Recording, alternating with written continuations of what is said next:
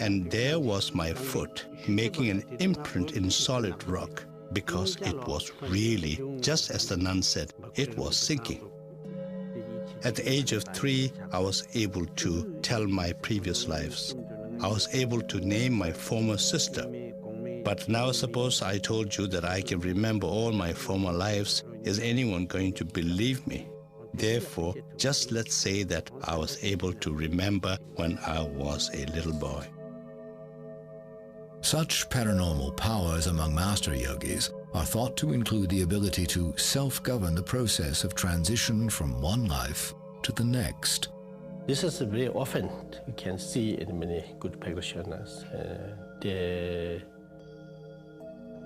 Most of the people die. After die, you can change your face, the yellow, pale,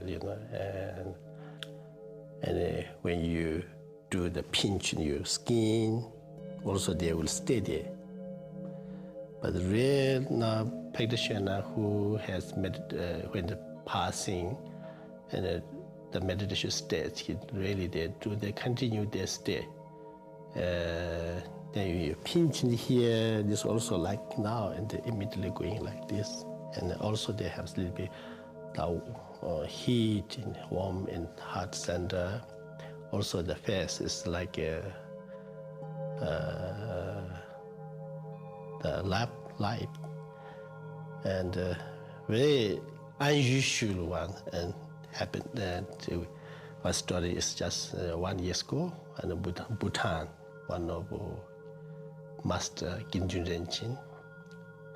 So he stayed more than 1 month, and they never changed. For aspiring yogis, events such as these imply control over the process of reincarnation. Even His Holiness the Dalai Lama has stated that if the Chinese communists are still governing Tibet at the time of his death, he will choose rebirth outside of Tibet. Controlling the process of one's own death and rebirth is the subject of some of the most fascinating stories surrounding Tibet's yogis. Lama Drupon Semten recalls vividly one such event in his early years as a student, the death of his own teacher, Kemgor Rinpoche. This is my teacher, Kemgor Rinpoche. He invited all the students. He told he's going to pass away. No illness, nothing sign of death, nothing. He just normally get up, do his prayer, and he told his attendant to make a good tea. And then he make a tea over and over and until he's satisfied. And he says, all this prayer together. And when he get to the completion state, he says, this is the time for me to pass away. And just like a falling asleep, like a Buddha, no? Just he put his right hand under his chest and then lie down and look at each person. No, he's doing prayer for each person to benefit in the future. And he passed away. Telling stories such as these, indeed revealing any technique, tradition, or experience to someone who has not completed yogic training, was once a violation of yogic vows to extreme secrecy. The reason was to maintain the purity of the teachings. The fear was that, taken out of context, exotic forms of yoga and meditation might degenerate into ego-centered showmanship. And in the eyes of the elders, the opening up that is taking place now is seen as a significant risk. When His Eminence Drewang Rinpoche was asked about the cutting of his hair, a practice known to signify that a yogi is preparing to die, he displayed the stubborn elusiveness of a yogi under strict vow. There are many reasons why a person in retreat would grow hair. Let me think about it. Yeah, there are many reasons why one would grow one's hair long. Let's just forget about it, shall we? A good number of things happened to me. It will just boil down to misleading people. Forget it. You know, I just cut it because I am old, and the hair was really hefty and weighing me down. That's why I chopped it off. I have pledged not to mislead people. Now, if I told you a whole lot of tall tales, that will amount to misleading the audience. I have absolutely nothing whatsoever, and I have nothing to tell you. This is the first time I have been asked to tell about these things. We are not supposed to reveal the ins and outs of what goes on inside a meditation cave. If we do, then there will be consequences. The past masters, including Tilopa, have categorically said there was never an instance where he revealed the secrets of meditation. We who follow in their footsteps must do the same.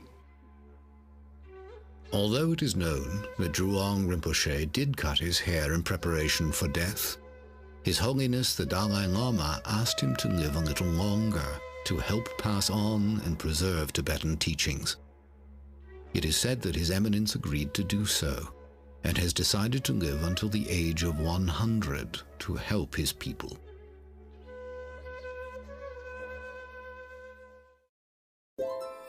Beyond feats of mental, physical, or even supernatural control, perhaps the most impressive accomplishment of the Tibetan yogis is maintaining a stance of compassion and peace through a half-century of persecution.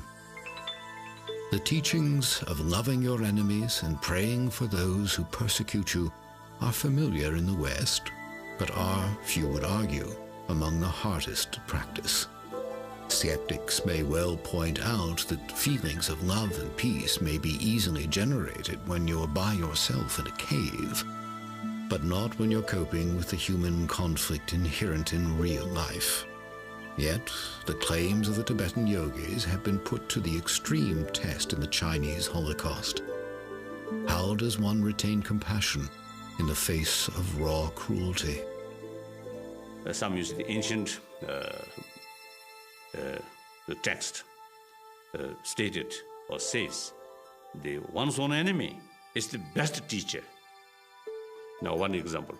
So one old monk who in previously the Namgyal monastery, one monk of the Namgyal monastery. Now he spent almost 18 years in Chinese Gulag after 59. So after he released from the camp, eventually he joined with me here. So then one day I casually asked about his experience in the Gulag. Then he told me a few occasions he faced some danger. And I asked, what kind of danger? I thought danger of his life or something like that. Then he answered me, danger of losing compassion towards Chinese. So, that's we as a practitioner, we deliberately try to keep compassionate attitude towards one's own enemy is very essential. I don't blame the people of China. I blame their policy or their culture because it's a communist culture. The culture is at fault, not the people. In the ways of what we call samsaric beings, in the ways of the ordinary people, lay people, if I followed that, yes, obviously, yes, there would be sadness in my heart. And there were a lot of sufferings that were brought about to a lot of people and to myself. But as a practitioner who believes in the cause and effect, I'm a very, very happy person. I have no grudge against anybody. I have no grudge against the Chinese people or the Chinese government. Whatever befell on an individual, it was because of his past karma. Unhappiness does not crop up out of nowhere.